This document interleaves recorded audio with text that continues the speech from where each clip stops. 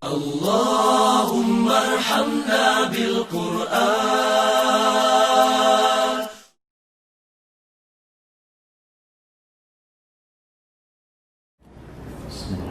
Assalamualaikum warahmatullahi wabarakatuh. Alhamdulillah hamdan katsiran thayyiban mubarakan fihi kama yuhibbu rabbuna wa yarda. Asyhadu an la ilaha illallah wahdahu la syarika lah wa asyhadu anna Muhammadan abduhu wa rasuluh. Allahumma salli wa sallim wa barik wa an'im ala sayyidina Muhammadin wa ala alihi wa sahbihi ajma'in. Ya ayyuhalladzina amanu taqullaha haqqa tuqatih wa la tamutunna illa wa antum muslimun. Rabbana hab lana min azwajina wa dhurriyyatina qurrata a'yun waj'alna lil muttaqina imama. Allahumma ij'alna muqimis shalah wa min dhurriyyatina Rabbana wa taqabbal du'a. Amma ba'd. Bapak Ibu, saudara-saudariku, keluarga mukmin yang dimuliakan Allah Subhanahu wa taala.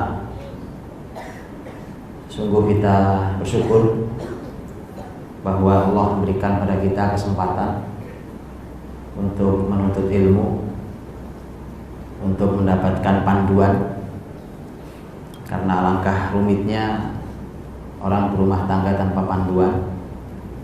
Jadi suami tebak-tebakan kira-kira, jadi istri juga cuma meraba-raba, jadi anak hasilnya ya anak jadi-jadian, Pak.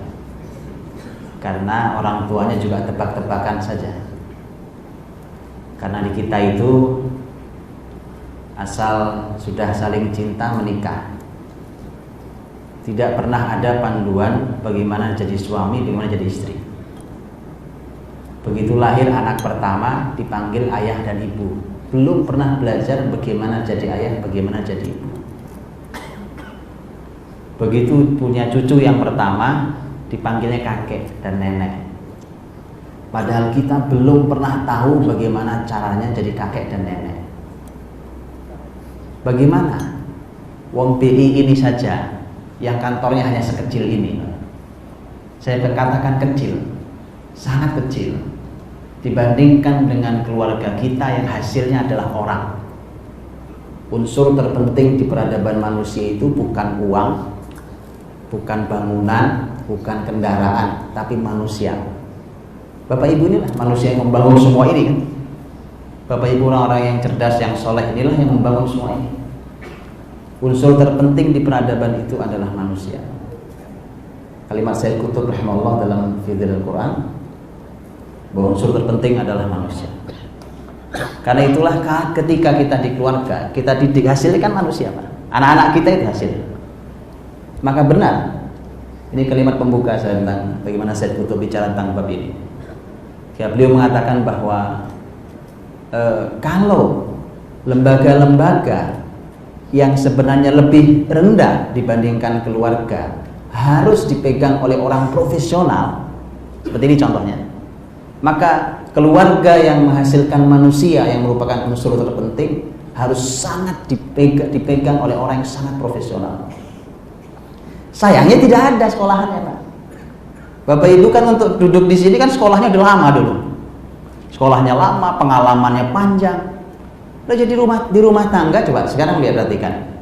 Apa ada, saya mau nanya, apa ada dulu Bapak Ibu yang kita nikah atau yang sudah mau punya mantu, ada belum di sini?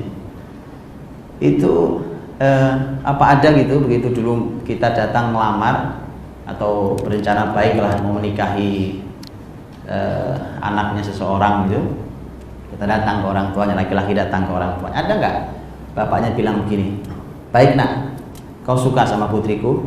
Iya Pak. Minggu depan kau datang lagi, kau bawa laptop, kau presentasi bagaimana caranya kau didik anakku nanti, cucuku nanti. Pernah ada yang begitu? Gak ada kan? Gak ada. Besok saya lakukan di calon mantu saya, Pak. Loh ya, sekarang Pak Mahdi terima karyawan. Umpamanya Pak B ini nggak sembarang orang Pak, track recordnya jelas, keilmuannya jelas, pengalamannya jelas, kan begitu. Masa saya terima mantu? Saya terima mantu yang nanti hasilnya adalah unsur terpenting di peradaban ini, yaitu manusia. Masa asal terima saya? Terus muncul kalimat bijak orang tua Pak. Kalimat bijak nih, sok bijak. Kalimat bijak nih, sudahlah ayah sama mama nih, yang penting kau cinta ayah mama setuju.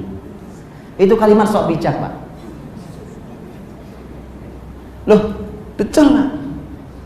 Apalagi, mohon maaf, apalagi kalau anak-anak kita belum kita didik dengan baik, dia tidak tahu sebenarnya pilihan pasangan yang pas menurut Islam itu kayak apa, tiba-tiba modalnya hanya cinta tadi itu, kemudian menikah dan orang tuanya mengatakan asal kamu cinta, makanya berantakan semua. Sudah tidak tahu suami ngapain, istri apa, bagaimana suami, bagaimana istri, bagaimana Rasul, kejauhan Pak itu. Kita tidak pernah belajar, kita tidak tahu bagaimana jadi ayah, jadi suami, jadi istri, jadi ayah, jadi ibu, jadi kakek, jadi nenek. Padahal itu langsung dalam kitab suci kita, Al-Quranul Karim, lengkap panduannya Pak. Lengkap panduannya. Anda mau apa? Sisi yang mana saya tunjukkan. Kemudian aplikasinya seutuhnya ada pada diri Rasulullah SAW, seutuhnya, karena lengkap. Beliau suami iya, beliau punya istri, beliau ayah iya dari anak-anaknya, dan beliau punya istri yang jadi ibu untuk anak-anaknya. Beliau kakek iya, betul? Kakek iya, karena beliau punya cucu-cucu. Lengkap Pak. Maka pantas Rasulullah SAW yang memberikan kepada kita jaminan, khairukum li ahli wa ana khairukum li ahli. Sebaik-baik di antara kalian adalah yang paling baik pada keluarganya, dan aku adalah orang terbaik di antara kalian pada keluargaku. Ini jaminan Pak. Ini coba kita lihat, ada dua sisi nanti hadis ini. Kata Nabi, orang terbaik di antara kalian adalah orang yang paling baik pada keluarganya. Saya belum tahu apakah di tempat Bapak Ibu bekerja urusan keluarga jadi panduan untuk menerima karyawan atau untuk menaikkan karir seseorang. Lihat Pak, lihat. Rasulullah SAW ini memberikan panduan yang nanti diikuti oleh para sahabat sebagai pemimpin bumi, bukan cuma pemimpin sebuah lembaga Pak. Umar bin Khattab radhiyallahu anhu pernah kirim surat kepada seseorang dari masyarakat Bani Aslam. Diminta oleh Umar, datang kamu ke Madinah karena saya mau angkat kamu sebagai pemimpin. Dan Umar radhiyallahu anhu, Bapak Ibu kalau membaca detail biografi Umar radhiyallahu anhu, bagaimana cara beliau memilih SDM, luar biasa. Luar biasa cara beliau memilih SDM. Karena beliau harus memimpin bumi. Persia, Romawi, peradaban terbesar zaman itu tutup di tangan Umar radhiyallahu anhu. Maka Umar memilih SDM luar biasa. Tapi memang enaknya Pak, zaman dulu ada hasil didikan Nabi Pak. Istilahnya gini, merem nih, terus megang orang, mesti orang berkualitas. Merem gini Pak, merem nih, megang orang, mesti orang berkualitas.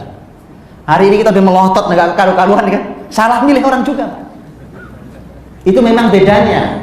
Makanya kalau mau dikembalikan zaman itu, tanya ke Rasul, bagaimana Rasul menghadirkan zaman itu. Maka lihat kalimat Umar, lebih baik saya mengganti orang setiap hari daripada saya berlama-lama dalam kesalahan dan dosa. Loh, kita kalau ganti orang tiap hari berantakan Pak sistemnya. Tapi zaman itu tidak Pak. Betulan, itu tidak main-main. Sederhana, Umar kata sini, selesai. Ada orang mengundurkan diri, saya mengundurkan diri, nggak siap, silahkan pergi. Saking banyaknya SDM yang berkualitas luar biasa. Itu hasil didikan Rasul. Dulu anak-anak kecil dulu, ya kan? Zaman Umar kan sudah sekian tahun berikutnya sudah tumbuh jadi orang besar. Umar memanggil orang dari Bani Aslam untuk datang Aku angkat kau jadi pemimpin. Begitu dia datang menghadap ke Khalifah Umar radhiyallahu anhu, Khalifah Umar ternyata lagi bermain sama anak-anaknya. Ya, namanya ayah, beliau pemimpin, tapi beliau ayah dan beliau punya cucu, lagi bermain dengan anak dan cucunya. Namanya orang tua kalau main sama anak, Pak, yang main ya bercanda ya apa guyonan ya, menciumi anaknya itu. Orang itu heran, Pak. Gitu. Karena bayangan orang, Pak. Lihat Umar bin Khattab, khalifah muslimin, menutup Persia, menutup Romawi, orang besar. Ngebayanginnya aja begitu ketemu kan, kayak apa tuh orang itu? Begitu ketemu kan terbayang. Ternyata guyon sama anak kecil, main. Maka orang itu nanya, Anda ternyata main juga sama anak-anak. Pertanyaan itu buat Umar tidak lazim. Ini orang berilmu gitu tuh, Pak. Orang nanya aja setahu, ini gak lazim di pertanyaannya itu. Gak lazim pertanyaannya. Maka Umar bertanya, kau punya anak? Dia bilang, iya saya punya. Tak pernah kau cium mereka? Tak pernah kau cium mereka. Kata Umar, pulang. Aku tidak jadi mengangkatmu jadi pemimpin. Kalau anakmu yang belahan jiwamu kau tidak punya sayang kasih pada dia, maka apa yang menjamin kamu punya kasih pada rakyat yang akan kau pimpin? Lihat, Pak, belum pernah ya ada pekerjaan yang tolak ukurnya keluarga. Ini contoh besar. Ini persis sesuai dengan doa kita. Walladzina yaquluna rabbana hab lana min azwajina wa dzurriyyatina qurrata a'yun waj'alna lil muttaqina imama. Al-Furqan 74. Orang-orang hamba-hamba Allah yang Maha Rahman, mereka berdoa, ya Allah Rabb kami, anugerahkan pada kami pasangan dan keturunan yang menyejukkan pandangan mata, dan jadikan mereka pemimpin bagi orang-orang bertakwa. Lihat, doa ini bermula dari menyejukkan pandangan mata, baru jadi pemimpin bagi orang bertakwa. Kenapa? Kalau saya, istri saya, anak-anak saya, mereka adalah belahan hidup saya, belahan jiwa saya. Saya yang punya hubungan emosional kuat saja saya tidak peduli, saya tidak bisa mimpin mereka, tidak ada kasih sayang. Lalu saya mimpin masyarakat yang tidak ada hubungan apa-apa dengan saya, saudara, bukan kerabat, bukan, lebih tidak kasih, lebih tidak sayang. Gak jadi, Pak, dicoret sama Umar, pulang, gak jadi. Hanya gara-gara salah nanya, Pak. Begitu milih orang, makanya Umar ketat memilih SDM itu. Karenanya dalam Islam, keluarga itu menjadi poin penting sampai dalam urusan pekerjaan. Tadi Pak Mahdi punya usulan luar biasa. Ketika indeksnya kita mulai tambahkan indeks kebahagiaan. Emang buat apa? Uang banyak nggak bahagia, Pak? Semua ada, Anda bahagia tidak, malah menyiksa ya. Apa indahnya, Pak? Apa indahnya hidup sekali ini? Tidak hasanah fid dunya dan hasanah fil akhirah. Karena kan ini, Pak, dunia ini kan sebenarnya tidak terpisah dari akhirat. Jadi DP-nya itu sudah ada di sini, Pak. Sudah ada di dunia ini. Saya kasih contoh. Ini sangat fisik sifatnya. Kalau panas terik siang hari itu, panas terik saja. Kan Rasul mengatakan ini panas terik padang pasir itu kan bisa sampai di atas 50 derajat Celcius. Nabi katakan kalau saat panas terik, kata Nabi, abridu bis shalah. Kata Nabi, dinginkan sholat kalian. Artinya kalau panas terik itu mesti jam sholat di Timur Tengah itu akan agak diundurkan sedikit, Pak, zuhur itu. Gak pas waktu adzan itu mesti diundurkan, karena sunnahnya malah diundurkan. Karena ada perintah Nabi, dinginkan sholat kalian, terlalu panas. Fa inna syiddatal har min faihi jahannam. Dan kata Nabi, karena terik matahari yang panas ini adalah asap jahanam. Tuh kan, nggak terpisah, Pak. Dunia ini bahkan secara fisik tidak terpisah dari akhirat. Makanya begitu, orang gampang lihatnya, Pak. Orang tuh, makanya saya sering katakan kalau bicara keluarga, mudah-mudahan keluarga kita adalah surga sebelum surga yang sesungguhnya. Loh, di dunia saja keluarga kita berantakan, menyiksa, menyakiti, tidak bahagia. Apa indahnya? Jangan-jangan ini DP neraka, Pak. Betul kan? Loh iya, makanya tolong diukur, Pak, tolong diukur. Dalam Islam, keluarga itu tolong ukur segala-galanya. Pekerjaan aja tidak diberikan pada orang yang tidak layak keluarganya. Maka Nabi katakan, khairukum li ahli, kan? Kalau mau lihat siapa terbaik di antara kita, lihat siapa yang paling baik pada keluarganya. Dan Nabi kasih jaminan, wa ana khairukum li ahli. Kalian mau tahu siapa yang paling baik? Kata Nabi, aku. Kata Nabi SAW, aku. Artinya kalau mau belajar sama Nabi, urusan keluarga. Mau nyari tips, bagaimana Pak tipsnya agar anak-anak begini? Tanya sama Nabi. Ada Pak? Ada. Anda mau apa? Komunikasi pada anak, cara mendekati anak-anak, menyelesaikan masalah di mereka, menghadapi anak usia berapa, di jenjang apa, semua ada. Tipsnya ada semua dari Nabi SAW. Ada. Cuma sayangnya kita ini sudah belajar dari berbagai macam tempat dan ahli, tapi lupa belajar dari Rasulullah SAW. Itu masalah kita. Kita sudah belajar dari ahli ini, pakar komunikasi, pakar ini, pakar parenting ini. Kita sudah berbicara tentang berbagai macam teori ini, teori itu, segala macam teori. Kita lupa bahwa orang terbaik itu di keluarganya adalah Rasulullah SAW. Tentu malam hari ini saya tidak bisa menyampaikan banyak, Pak, karena kalau saya sampaikan banyak sampai subuh. Karena bicara keluarga mesti panjang, kan. Saya mungkin hanya sampaikan sebagian sesuai dengan judulnya petunjuk Islam dalam mendidik anak. Bapak Ibu dirahmati Allah SWT. Kalau berbicara anak itu dalam Islam sekali lagi dia sangat besar, sangat-sangat besar. Dia tidak kecil, tidak sederhana. Dan terima kasih banyak pada Qori'ah yang membacakan dua ayat itu, yang satu dari surat Al-Ahzab, yang satu surat Tahrim. Yang Al-Ahzab 21 ayat 21 tadi adalah laqad kana lakum fi Rasulillahi uswatun hasanah liman kana yarjullaha wal yawmal akhir wa dzakarallaha katsiran.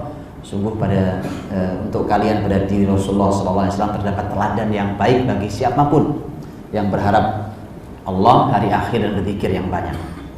Dan satu lagi di surat At-Tahrim ayat yang ke-6, ayyuhalladzina amanu qu anfusakum wa ahlikum nar, dan seterusnya, wahai orang beriman jagalah dirimu dan keluargamu, dan seterusnya. Dua ayat ini menjadi ayat yang luar biasa menarik, Pak. Sebelum saya detailkan sampaikan tentang tema anak, lihat ayat yang pertama tentang uswatun hasanah, bahwa Rasul itu uswatun hasanah. Bapak Ibu kalau buka Quran, nanti silakan dicari kata uswatun hasanah di Quran terulang 3 kali.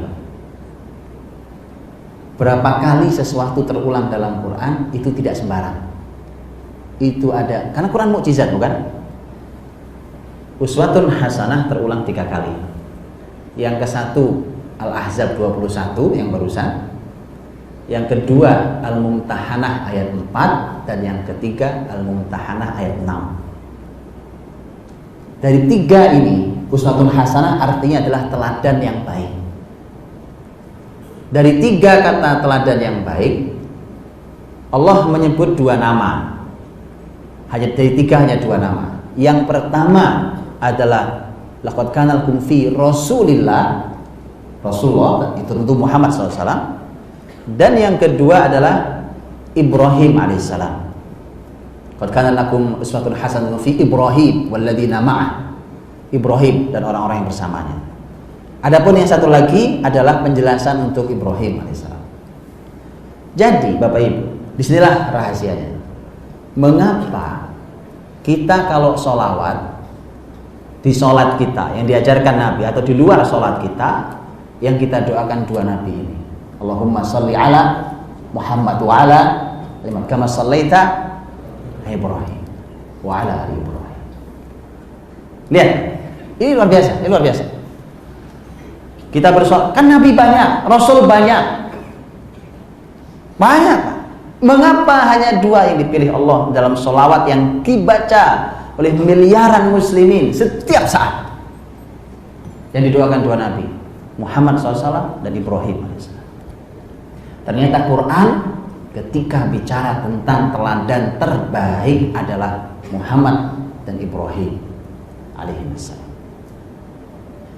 Dalam sholawat kita, kalau kita bersolawat kepada Nabi Ibrahim dan Nabi Muhammad, kita akan katakan wajar Pak, karena mereka nabi. Tapi yang menarik, lihat yang menarik, kita pun bersolawat untuk keluarganya. Untuk keluarganya. Bapak Ibu tahu keluarga kan? Kalau keluarga berarti ada istri, baik, dan anak-anak. Oke.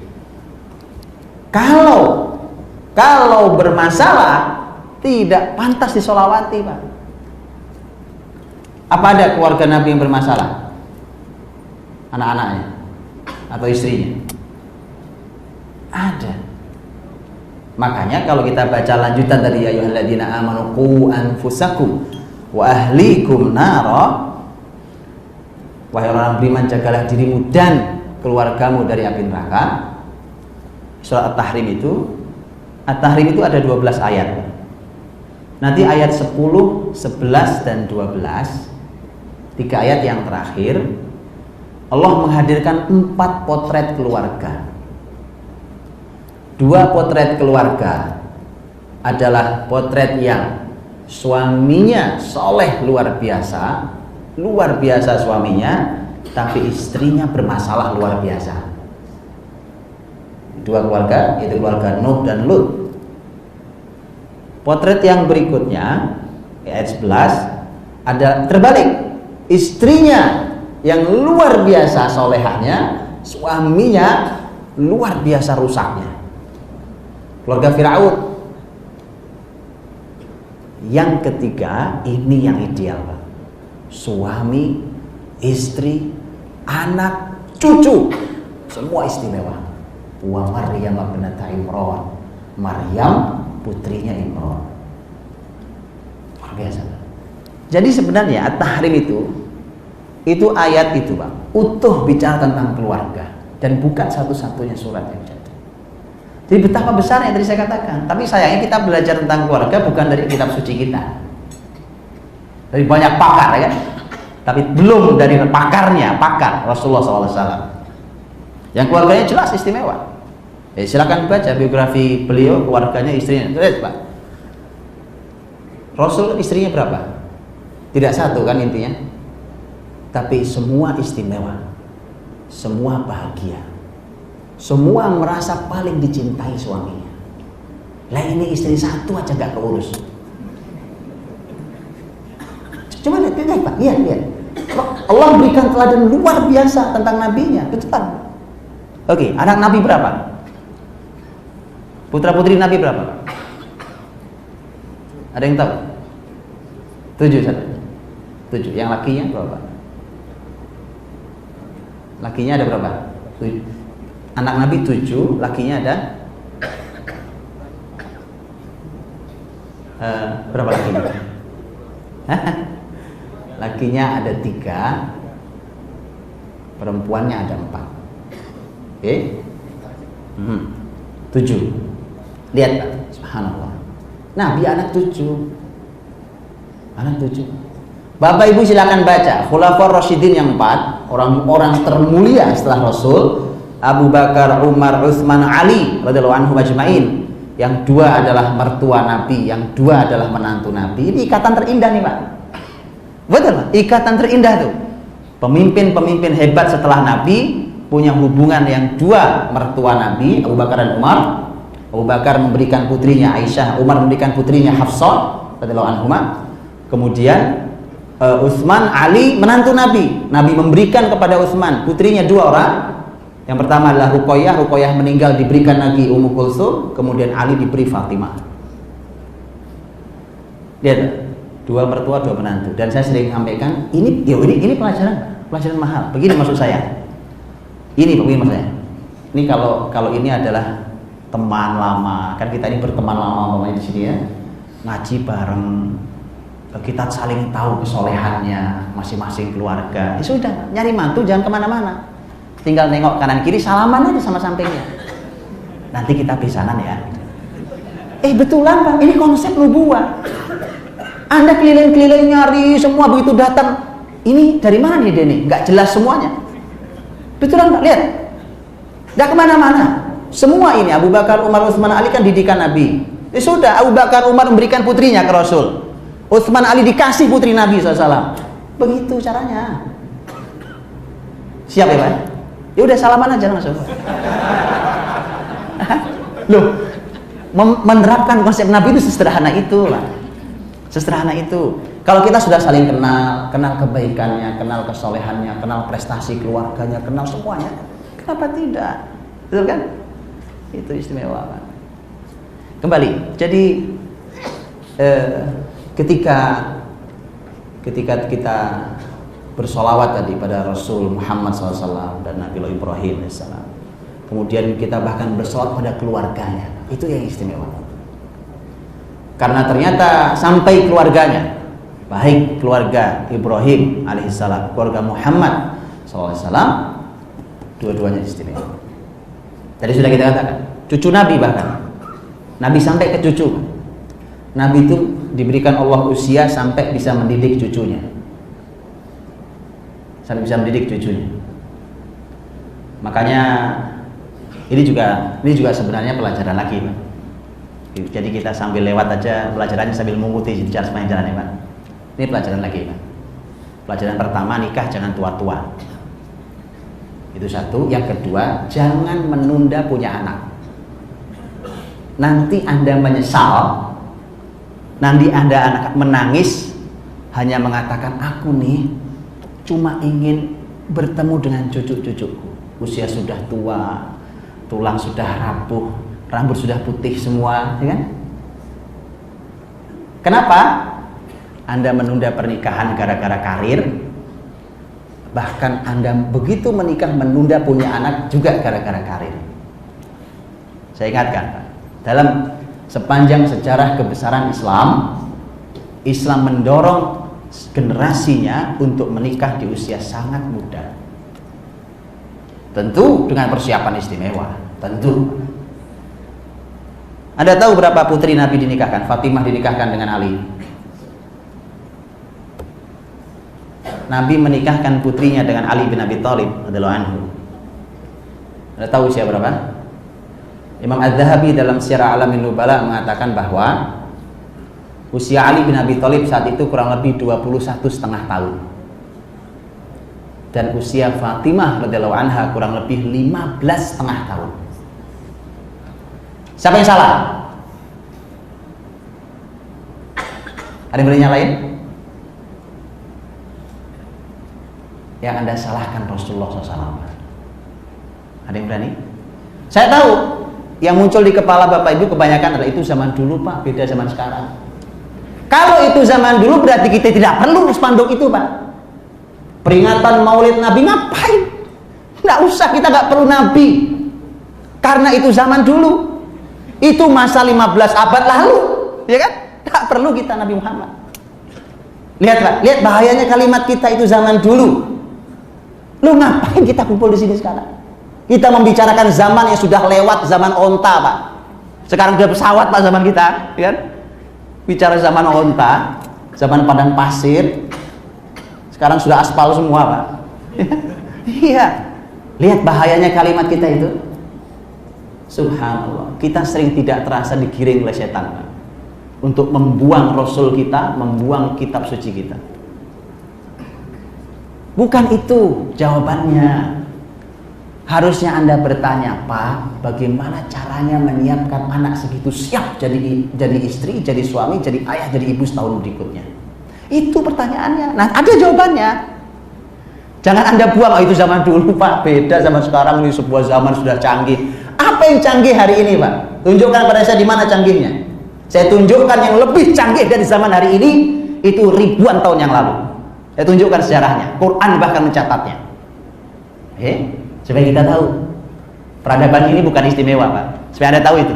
Gedung menjulang tinggi, Anda sekarang para ilmuwan masih bingung kok menerjemahkan bagaimana piramid dibangun. Sampai sekarang para ahli bangunan belum bisa menganalisa bagaimana Quran bercerita tentang konstruksi Zulkarnain di Surah Al-Kahfi.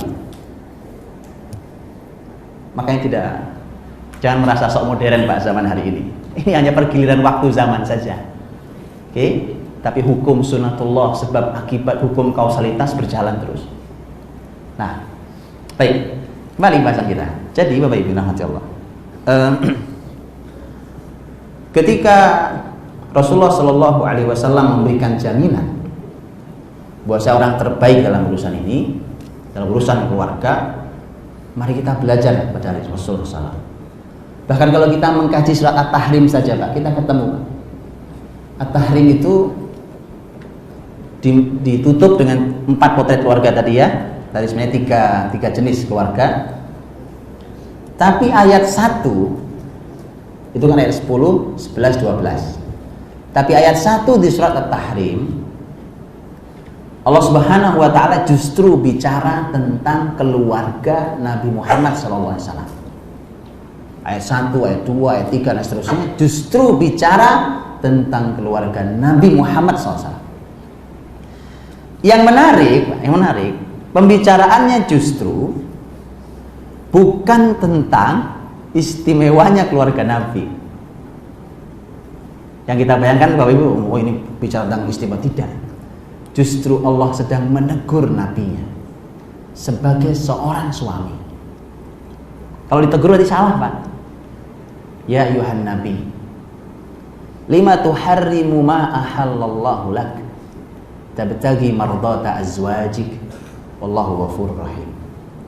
Hei nabi, mengapa kau berani mengharamkan yang dihalalkan Allah hanya karena kau ingin menyenangkan istri-istrimu? Allah Maha Pengampun lagi Maha Penyayang. Oh, ditegur Allah.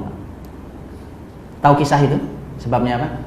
Saya berkisah ini sebenarnya poin pertama Pak, tentang pendidikan anak. Karena bicara anak harus dimulai dari orang tua.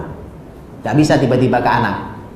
Kalau Bapak Ibu nggak percaya begini nanti pulang ke rumah Bapak Ibu yang sudah punya anak, anaknya 1, 2, 3 atau 10 gitu ya.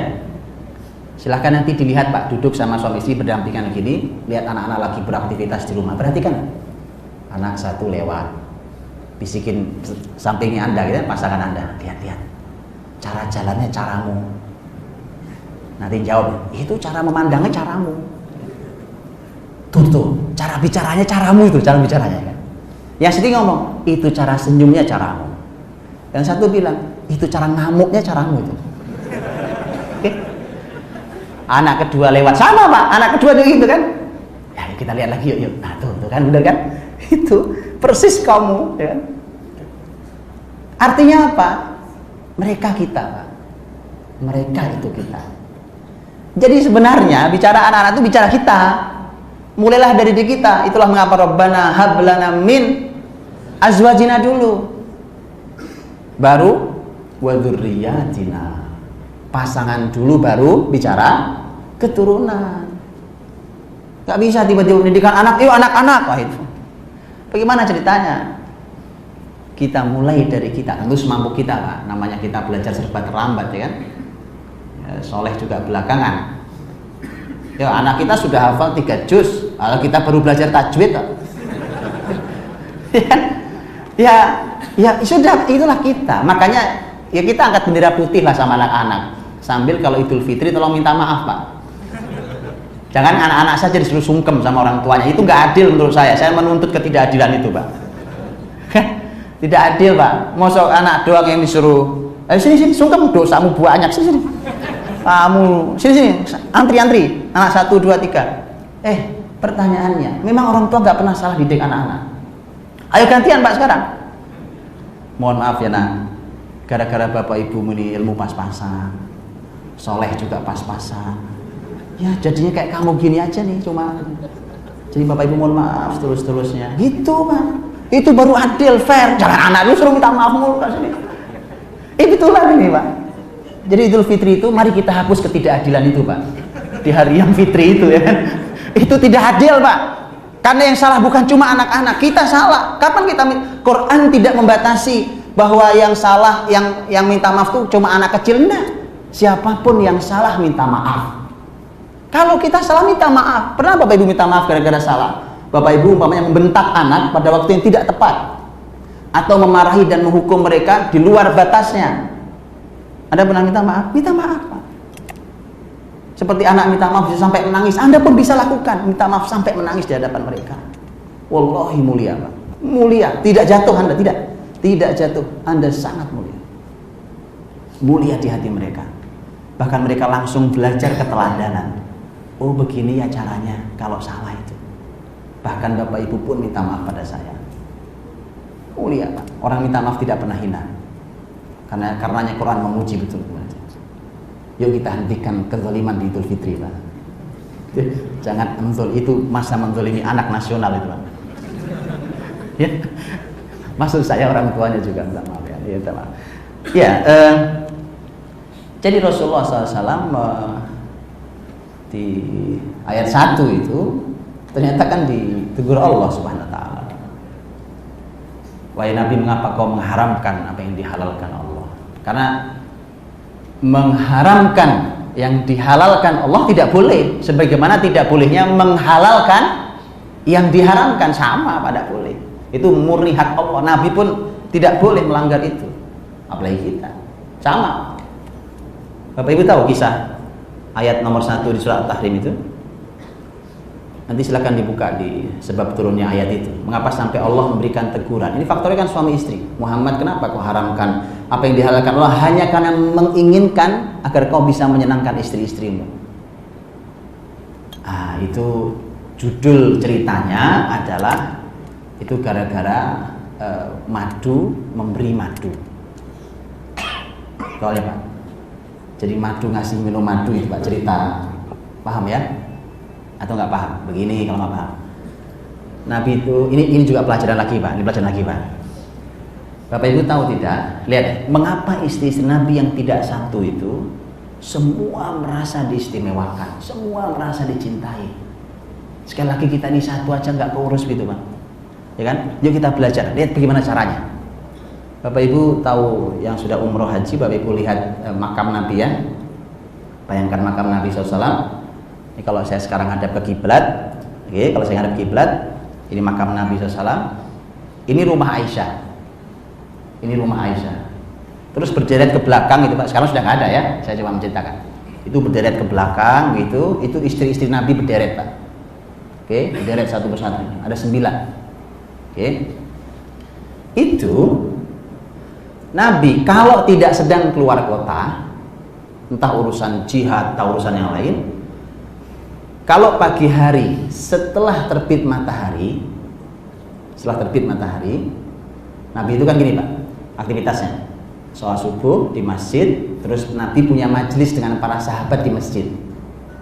Macam-macam, bukan cuma ceramah ya, macam-macam majelisnya. Saya mengumpulkan ada 11 poin. Setelah itu Nabi akan keluar dari masjid di waktu terbit matahari. Begitu selesai matahari terbit, sebagaimana kita tahu ada sholat syuruk, kemudian Nabi SAW keluar dari rumahnya. Apa yang dilakukan begitu keluar? Nabi ketuk pintu rumah istrinya satu persatu. Nabi datang sebagai laki-laki terbaik yang pernah dijumpai wanita, dengan senyum manisnya, dengan sapa ramahnya, dengan doa tulusnya, dengan sentuhan lembutnya. Lihatlah, itu Rasulullah SAW.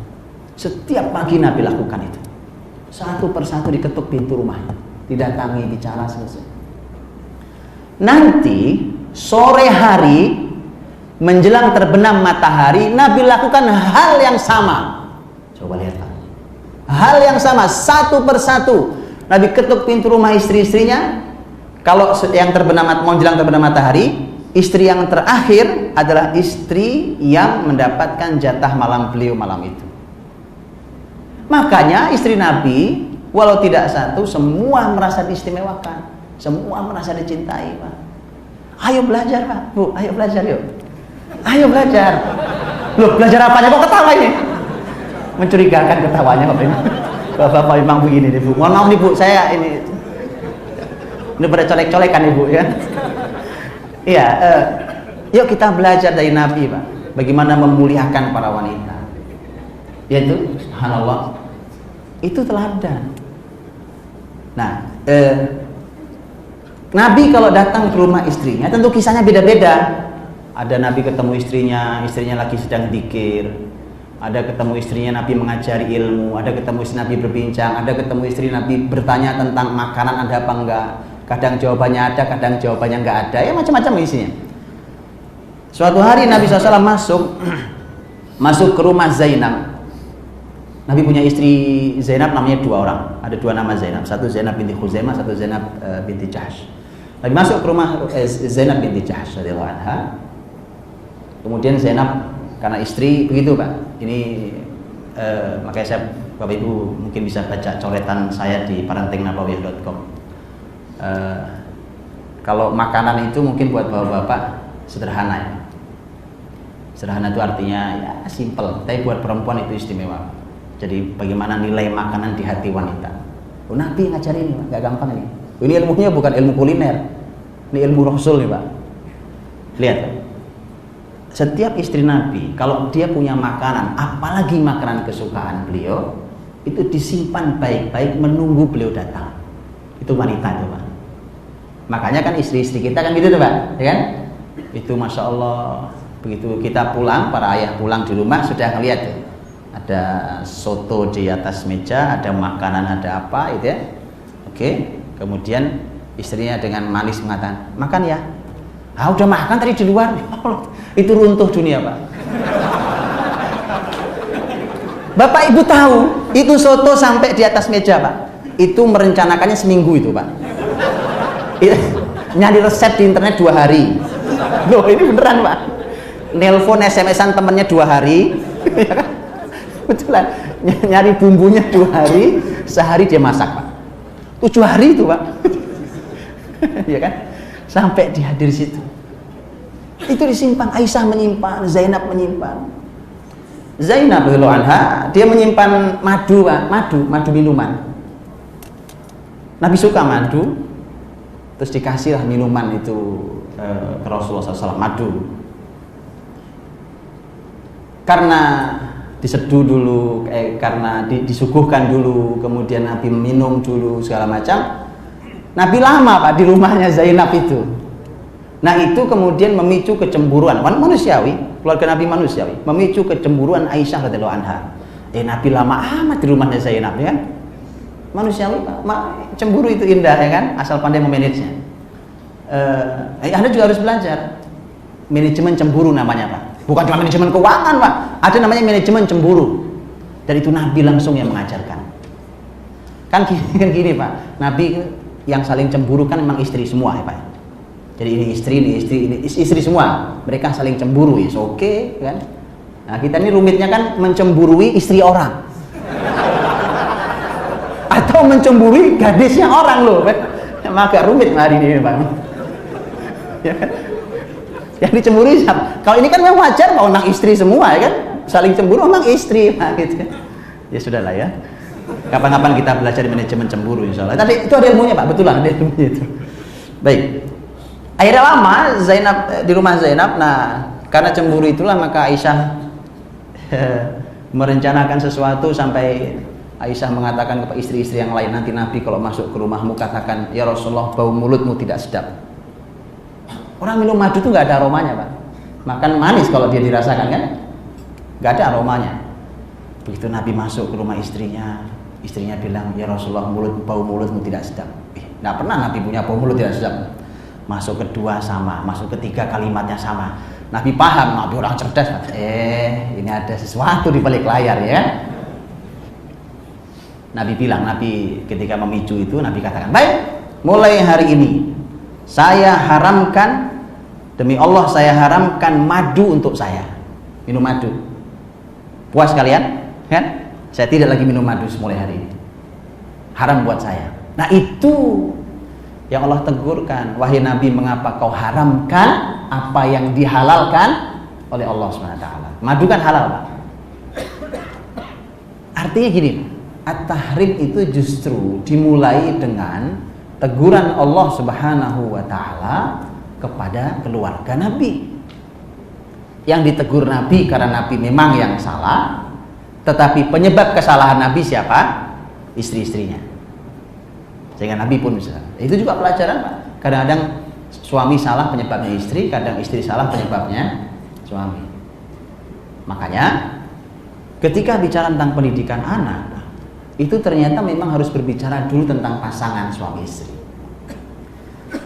Intinya gampang, Pak.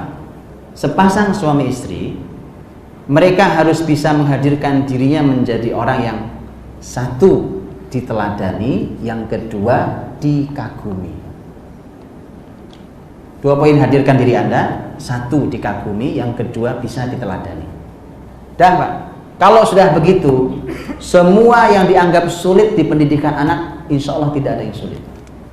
Asal syaratnya 2 ini. Bapaknya, ibunya hadir sebagai ayah ibu yang sesungguhnya, yang dikagumi dan diteladani. Gini maksudnya Pak. Tapi Ibu kalau mau tahu gampang caranya. Gampang. Anda kalau panggil anak, sini nak. Bapak nih mau nanya, kamu kagum gak sama bapak? Itu nggak jawab kalau itu Pak, insya Allah ya.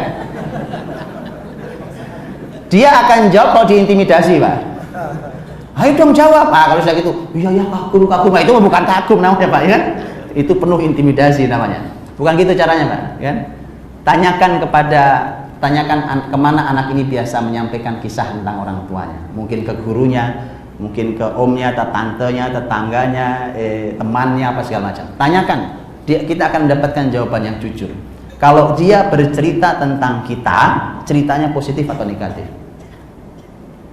mengagumkan, biasa, atau mengecewakan. Itu betul Pak, harus dikoreksi. Karena kalau itu selesai Pak. Betul, wallahi, mudah sekali. Kalau ayah ibu mengagumkan, bahkan anak punya masalah, anak kita bermasalah, maka mudah sekali. Saya kasih contoh di lapangan. Saya pernah menangani sebuah kasus rumah tangga. Kasusnya sangat berat. Saya tidak sebutkan kasusnya karena sangat berat kasusnya. Terjadi pada anak perempuannya di rumah itu. Karena dia sudah mencoba berbagai macam cara dan datang ke berbagai macam pakar dan ahli, ternyata tidak selesai masalahnya. Sangat berat masalahnya Pak. Bapak Ibu tidak pernah terbayang itu, ya. Maka kemudian saya bilang, Pak, yuk kita diskusi, Ibu, yuk Ibu kita diskusi. Saya mau tahu di mana masalahnya, sumber masalahnya itu apa gitu sebenarnya. Ini kan efek penyakit, ini kan efek sebenarnya penyakit seperti ini. Sumber masalahnya apa? Oke, setelah diskusi, ujungnya ternyata ketemu. Di antaranya gini, oke.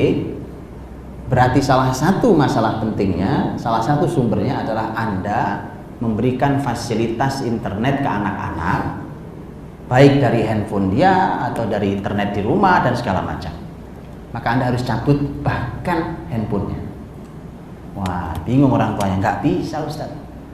Anak ini sudah SMA, sudah besar, pasti dia ngamuk luar biasa. Saya bilang bisa. Ngamuk pun sudah saya duga dia akan ngamuk. Terus gimana kalau ngamuk? Gampang Bu, gampang. Namanya orang ngamuk Bu, itu kayak orang luka, perih Bu. Bisa ngamuk itu. Maka caranya ya setelah diobati perih itu ya dilus-lus dulu, ya kan? Kalau perlu kasih apa ya, es ya kasih dinginkan dulu, gitu Pak. Biar birunya itu mulai hilang, ya, mulai sakit mulai hilang, ya diredam dulu. Saya simpel pertanyaannya, gini, saya mau tanya.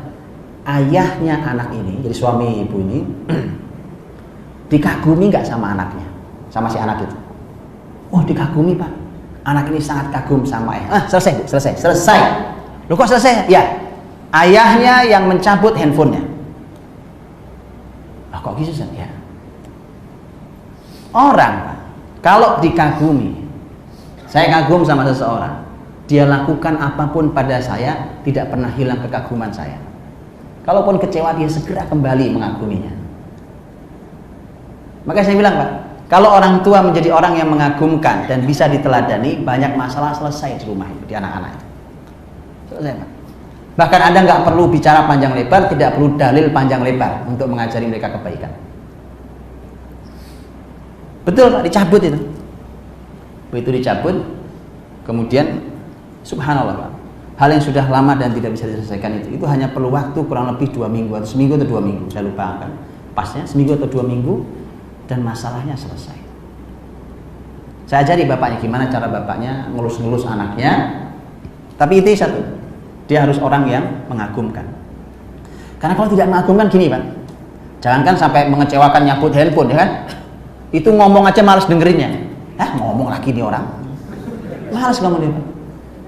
Ya kan, begitu dengerin ngomong kan dia bilang, ngomong doang ini Pak. Karena tidak mengagumkan. Tapi kalau orang tuanya mengagumkan, nah bagaimana mengagumkan, bagaimana bisa diteladani? Tentu namanya diteladani kan harus baik, bapak ibunya harus baik. Tapi bagaimana mengagumkan tentu dia orang tuanya harus punya prestasi istimewa di bidang kebaikan. Itu penting.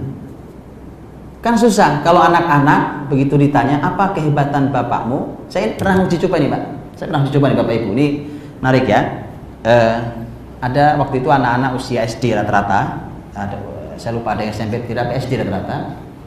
Itu kita kumpulkan gitu Pak. Kumpulkan, kita punya acara 2 hari atau 2 hari ya. Kemudian di akhir acara itu anak-anak itu kita kasih kertas Pak sama pulpen. Masing-masing kita bagi. Baik anak-anak, pertama ceritakan momentum paling berkesan, apa sajalah. Bisa 1, bisa 2, terserah kalian. Kamu dengan ibumu. Wah, nulis Pak. Pak, kurang kertasnya. Iya sih Mas. Wah, iya. Sudah. Anak-anak, ayo tuliskan momentum berkesan indah kamu dengan ayahmu. Itu pulpen diem semua Pak. Saya nulis apa Pak? Ya nggak tahu kalau nanya saya kan. Diem aja gitu. Sampai ada betul-betul ada yang tidak bergerak pulpennya Pak. Ada yang bisa bergerak betul, ada yang benar-benar tidak bergerak. Lihat Pak, lihat. Dia yatim sebelum waktunya. Itu mengerikan. Padahal bapaknya ya ada sebenarnya. Nah itu. Maka dari dua-duanya harus hadir. Saya cuma nggak tega aja tadinya bisa juga kita minta yang ketiga. Ayo anak-anak, buatkan momentum terindah kamu dengan mbak-mbakmu, pembantumu di rumah. Itu indah sekali, jangan-jangan ya. Saya cuma nggak tega aja Pak. Karena itu kita sodorkan ke orang tuanya. Cuma nggak tega aja kita. Betulan Pak. Jadi kamu ini anak siapa sebenarnya? Subhanallah. Jadi gitu. Maka itu Pak, mengagumkan, bisa diteladani. Artinya milikilah prestasi di kebaikan. Apapun kebaikan itu, apapun namanya kebaikan. Harus ada, bukan di ibunya saja, harus di bapaknya juga. Di ibunya, di bapaknya harus ada itu. Baik. Kemudian kalau sudah yang babnya teknis Pak, umpamanya bagaimana ya Pak cara didik anak, bagaimana ini, bagaimana itu, tentu itu perlu waktu panjang Pak. Tapi saya kasih contoh betapa maksud saya Rasul memberikan contoh sampai praktek di lapangan. Nabi SAW itu kalau ketemu anak-anak itu sangat peduli Pak. Dia nggak ada tuh, tidak ada tuh anak-anak lagi main terus Nabi lewat-lewat itu tuh nggak ada Pak. Tidak ada dalam sejarahnya Rasul lewat begitu aja ketika ada anak-anak dilewatinya. Nabi pasti sempatkan untuk berhenti sesaat.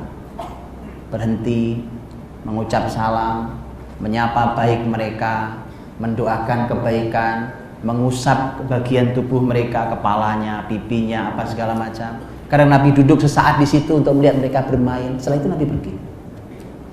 Itu nggak akan menyita waktu Anda. Itu hanya perlu 1, 2, 3 menit. Karena kita setiap itu padahal tidak mesti harus anak beliau, tidak mesti harus cucu beliau. Bisa siapa saja. Makanya anak-anak di zaman Nabi tumbuh istimewa. Lihat. Bapak ibu kan kita banyak bapaknya atau ibunya minta, "Nah, sini aduh pegel nih, diinjek-injek." Nah, diinjek-injek sama anaknya. Habis diinjek-injek, selesai bapak ibu bilang apa? Terima kasih ya nak. Oke. Itu bagus Pak, tapi saya minta Bapak Ibu menambahi kalimat, biasakan mengucapkan doa untuk mereka, karena itu kebiasaan Rasulullah SAW. Terima kasih itu istimewa, mengucapkan terima kasih atas jasa orang lain ya, karena Nabi katakan itu juga. Beri doa Pak, lihat kata Nabi, man ata ilaikum ma'rufan fakafi'uh fa illam tajidu fad'ulah. Kata Nabi, kalau ada orang berbuat kebaikan padamu, balas dengan kebaikan. Saya dikasih air sama Pak Mahdi, saya balas dengan air Pak Mahdi. balas yang sama. Kalau saya tidak punya air, kalau kau tidak punya yang setimpal, maka doakan dia. Itu kalimat Rasul. Sekarang anak kita udah nginjek-nginjek kita, itu kan kebaikan. Oke? Kebaikan Pak itu. Yang nginjek pegel maksudnya ya. Itu kebaikan Pak. Maka sudah, kalau kau dibalas kan tengok juga badannya. Maka doakan kebaikan Pak. Jadi ada kalimat fad'ulah, doakan dia. Oke? Karena gini masalah Pak, lisan saya tidak tahu, mungkin kalau di Melayu mungkin lebih baik lisannya. Tapi kebiasaan di lisan rata-rata di negeri ini tidak terbiasa mengucap doa. Di lisan kita ini, di bahasa kita mungkin ya, itu tidak terbiasa mengucap doa. Gini maksud saya, terima kasih ya nak udah diinjak-injak, Masya Allah, mudah-mudahan Allah masukkan kau ke surga Allah, gitu. Dibiasakan Pak lisan. Itu lisan Rasulullah SAW pada anak-anak. Itu lisan Rasul pada mereka. Lihat Anas bin Malik radhiyallahu anhu Pak. Itu anak 10 tahun. 10 tahun, kita tahu usia SD ya. Mulai 10 tahun membantu Nabi Pak, harian dari urusan hari-hari Nabi lah. Disuruh ke pasar, pergi ke sana. Itu Anas bin Malik itu kerjanya Pak. Suruh menyiapkan sendal Nabi, air wudhu Nabi itu ya. Itu Anas bin Malik. Maka Anas bin Malik menjadi ulama besar dan nanti menjadi salah satu perawi hadis yang banyak. Setelah Abu Hurairah dan seterusnya, itu Anas termasuk ulama besar di zamannya karena setiap hari bersama Nabi dia bisa menceritakan apa saja tentang Nabi. Anak 10 tahun. Lihat Pak, semua kebaikan Anas kepada Nabi yang membantu Nabi SAW itu tidak ada gajinya Pak. Ada yang mau kerja nggak digaji, ya kan? Itu Anas gajinya doa. Ada yang mau di sini gaji doa? Saya doain Pak. Ya kan? Loh, kalau yang doakan ini yang doakan Nabi Pak ya. Mendoakan orang luar biasa. Anas nggak digaji Pak, didoain sama Nabi, gajinya doa. Anas, mudah-mudahan Allah berikan kepadamu usia yang panjang, mudah-mudahan Allah berikan kepadamu harta yang banyak, mudah-mudahan Allah berikan kepadamu anak keturunan yang banyak, dan mudah-mudahan kau kelak masuk ke surga Allah SWT. Itu Pak, untuk anak-anak itu. Dan Anas bin Malik Pak, itu usianya 100 tahun kurang lebih, cucunya pun 100 kurang lebih, anak cucunya. Oke, jadi usia panjang, dan beliau meninggal di istananya di kota Basra, kaya raya, seperti doa Nabi. Subhanallah, doa Nabi, dan di akhirat termasuk ahli surga.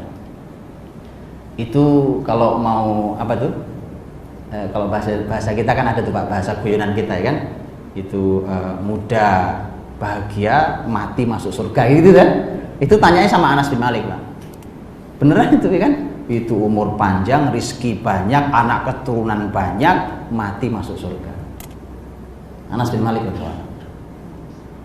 Ada yang mau doa, dikasih doa kerjanya? Gajinya deh Pak ya. Artinya mari kita biasakan tuh lisan kita mendoakan anak-anak kita setelah mereka berbuat kebaikan.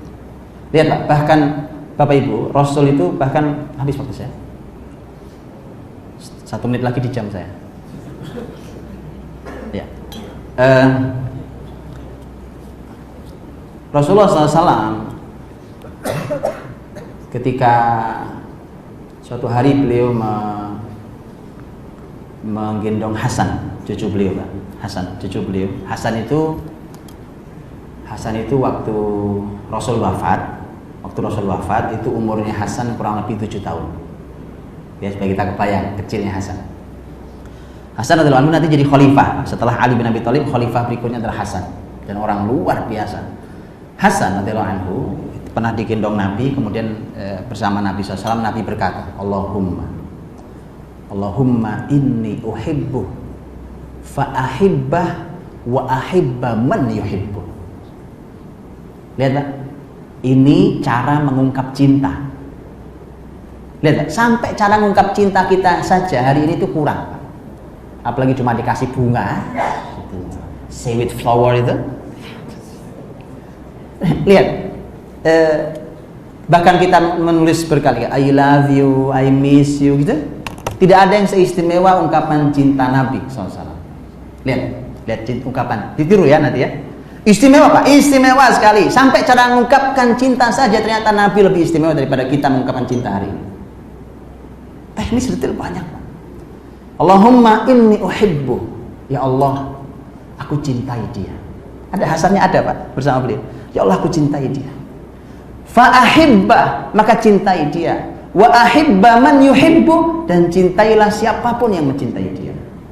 Masya Allah. Ada yang mengungkap cinta kayak gitu Pak? Wallahi Bapak Ibu, lakukan itu di depan anak-anak dan pasangan kita, istimewa sekali. Ya Allah aku cintai dia. Ya Allah aku cintai dia. Lihat, mengait cinta dengan Allah Subhanahu wa taala.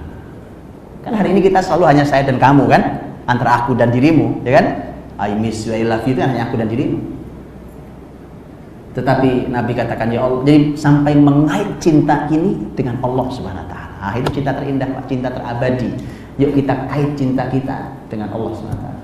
Ya Allah aku cintai dia. Jadi cinta ini ngadu sama Allah Pak, Bu, ya kan? Nah, udah kayak senyum-senyum nih kayaknya. Masuk nih kayaknya kan? Ya. Ya Pak. Nah, urusan cinta memang anak muda masuk ya Pak. Ini kelihatan yang muda-muda gitu. Mengadu pada Allah, ya Allah aku cintai dia.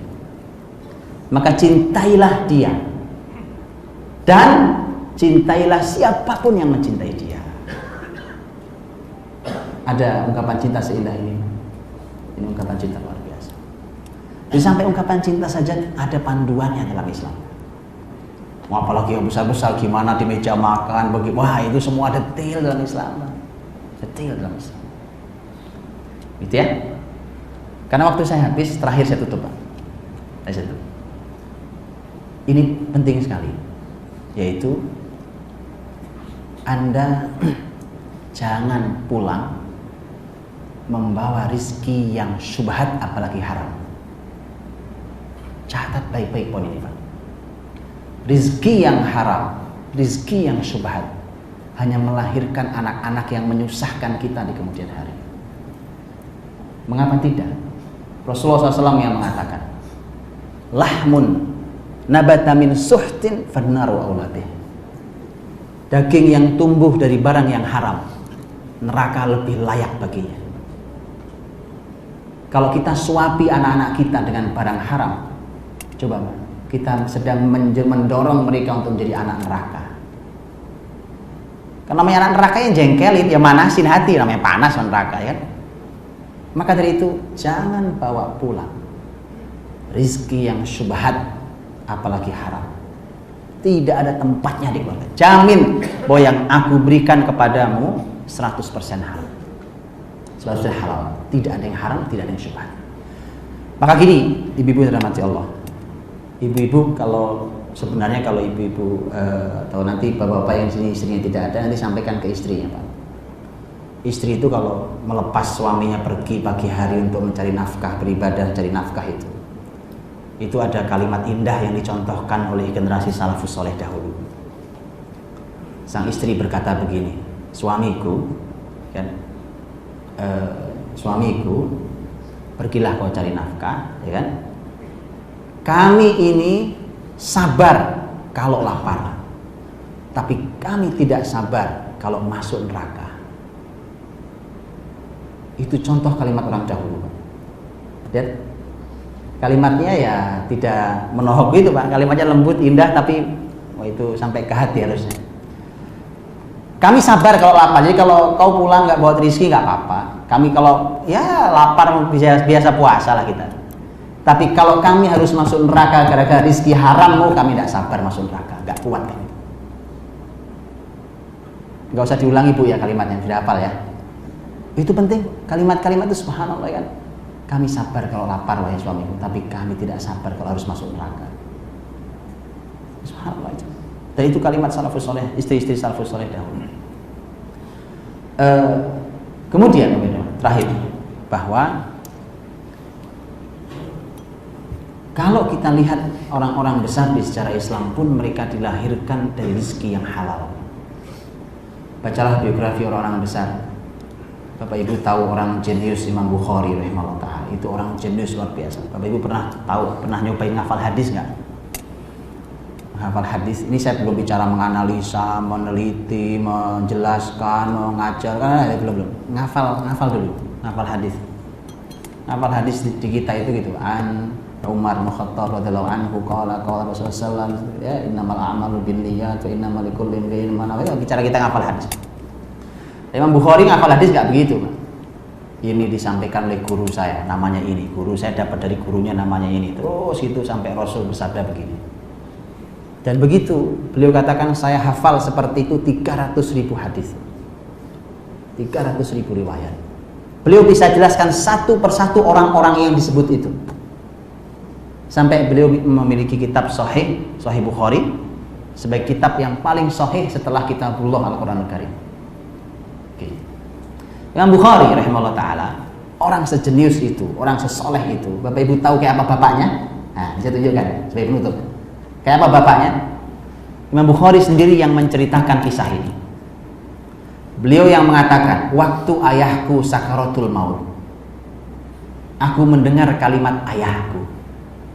Ayahku berkata, anakku Bukhari ini tidak pernah sekalipun aku beri ia makanan yang syubhat. Bukan haram, Pak, syubhat. Syubhat saja tidak. Hasilnya Al-Bukhari rahimahullah ta'ala. Mudah-mudahan bisa dari hikmahnya. Sudah 1 jam lewat, mohon maaf atas salah kurangnya. Dan teruslah belajar dari orang terbaik Rasulullah SAW. Dan saya akhiri. Assalamualaikum warahmatullahi wabarakatuh. Ada pertanyaan? Silakan Pak, silakan. Baik Bapak dan Ibu hadirin yang berbahagia, ceramah yang telah disampaikan oleh guru kita tadi begitu menarik sehingga kita tidak terasa 1 jam sudah tausiah yang disampaikan oleh guru kita masih terasa kurang. Untuk itu barangkali dari pemaparan Ustaz, barangkali ada yang ingin ditanyakan, kami persilahkan kepada Bapak dan Ibu. Mungkin dari Bapak dulu atau silakan Pak. Ada pertanyaan? Pak Yusuf.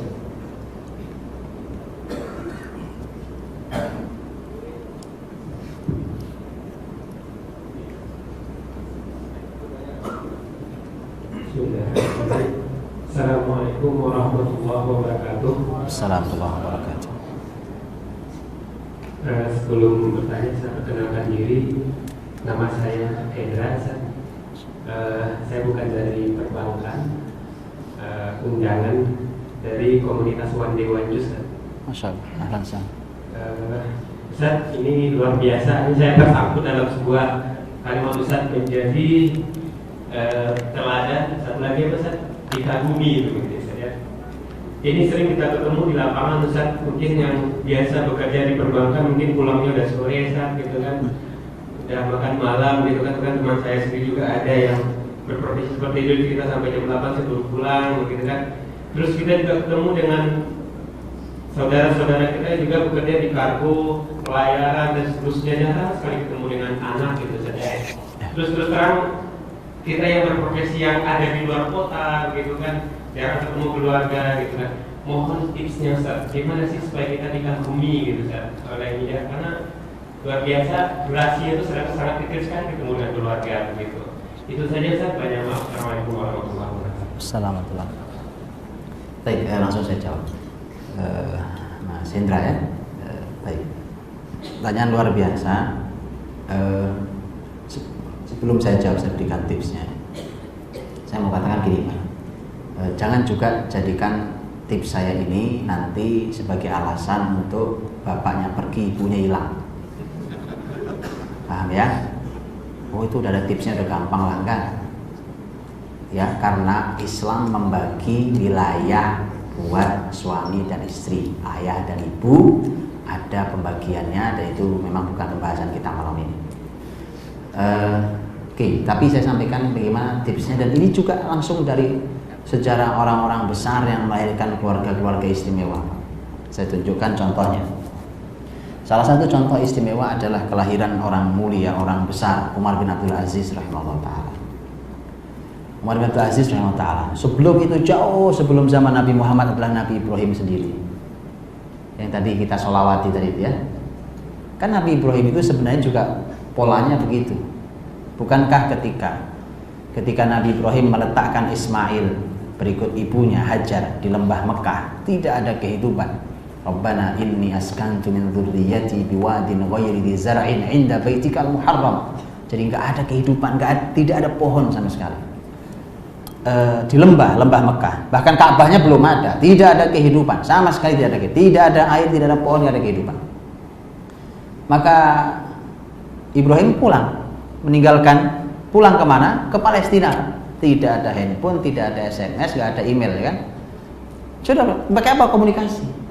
Sudah, yang ada pasrah. Rabbana inni askantu min dzurriyyati biwadin ghairi dzi zar'in 'inda baitikal muharram rabbana liyuqimus shalah faj'al afidatan minan nas. Itu panjang doa Ibrahim itu, Pak.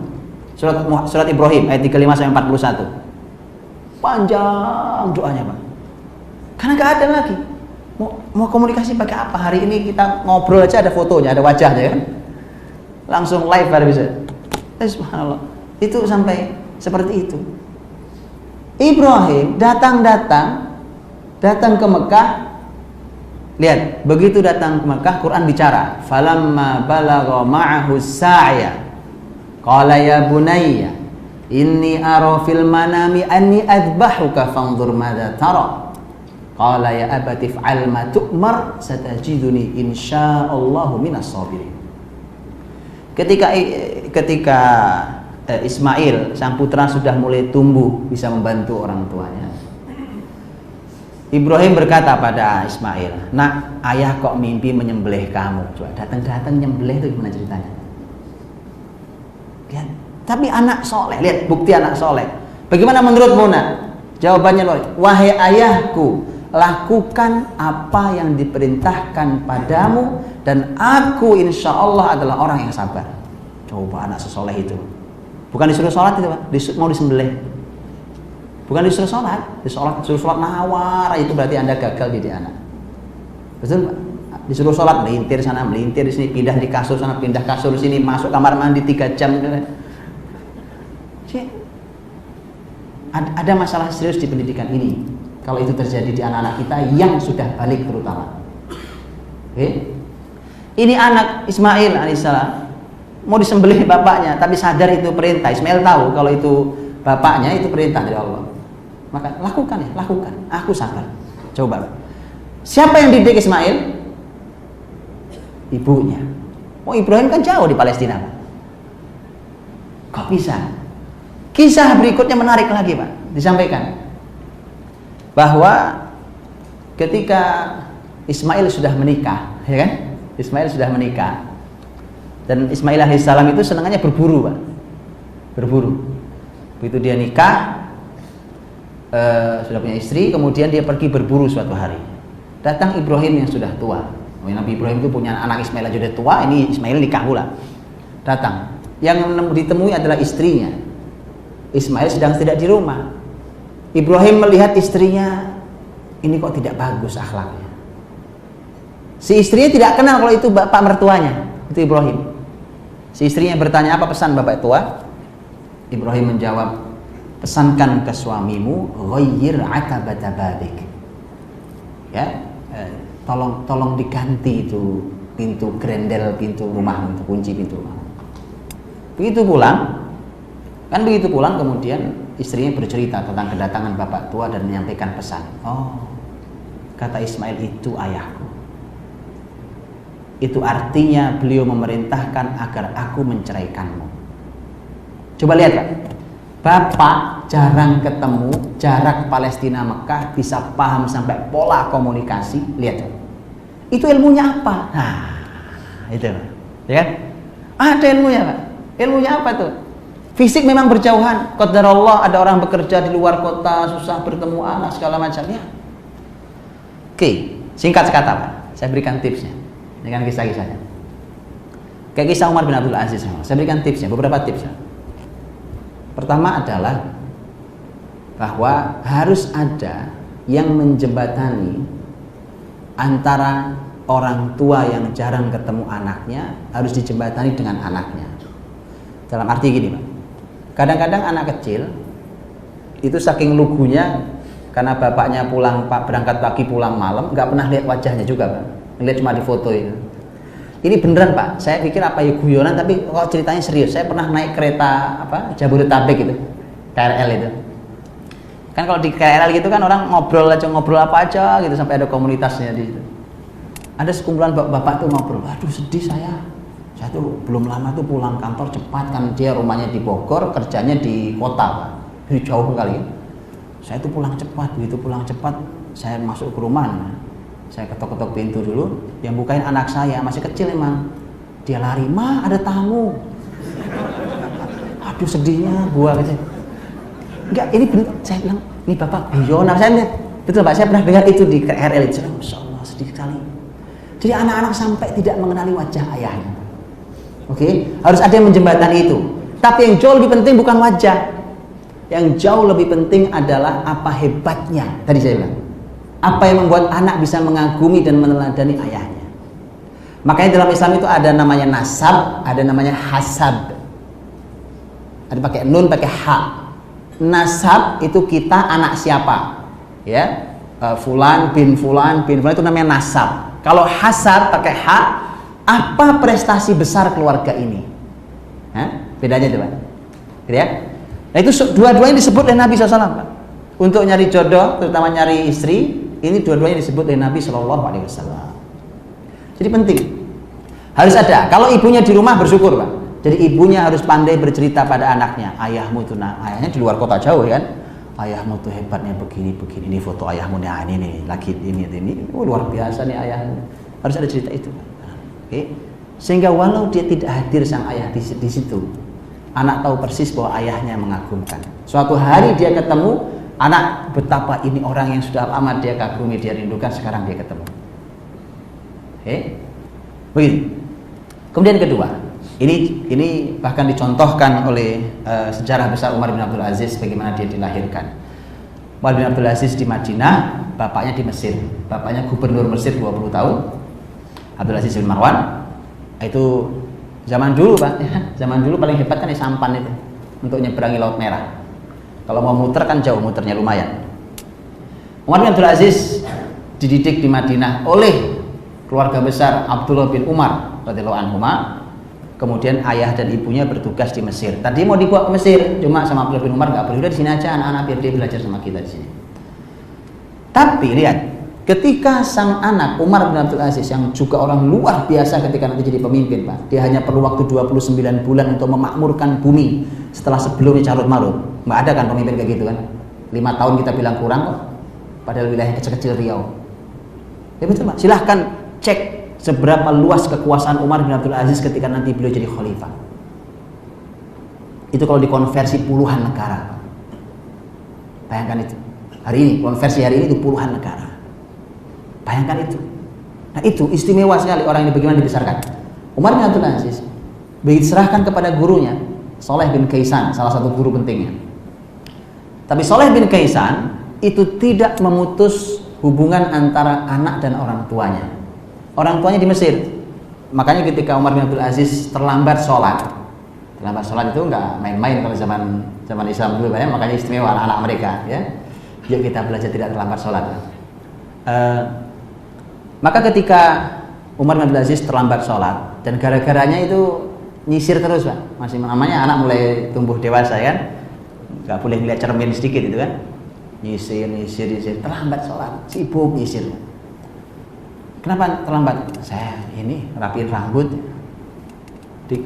Gurunya kirim surat ke orang tuanya. Anakmu terlambat sholat gara-gara nyisir.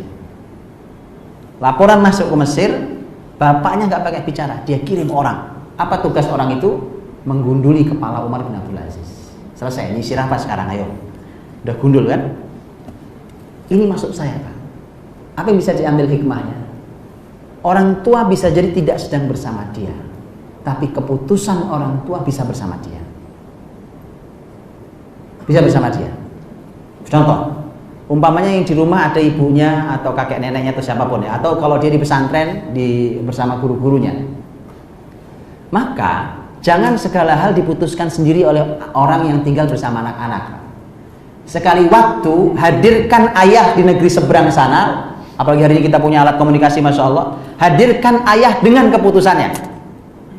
Umpamanya anak melakukan kesalahan, atau anak memiliki prestasi, atau anak meminta sesuatu, Anda bisa sekali waktu katakan, iya nak, yang ini yuk kita telepon ayah. Ayah yang putuskan, kalau mama ikut ayah. Oke, telepon ayah.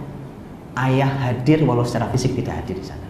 Dan anak belajar, oh mama saja yang aku kagumi begitu hormat sama ayah. Saya kira itu, mudah-mudahan bisa mendukung.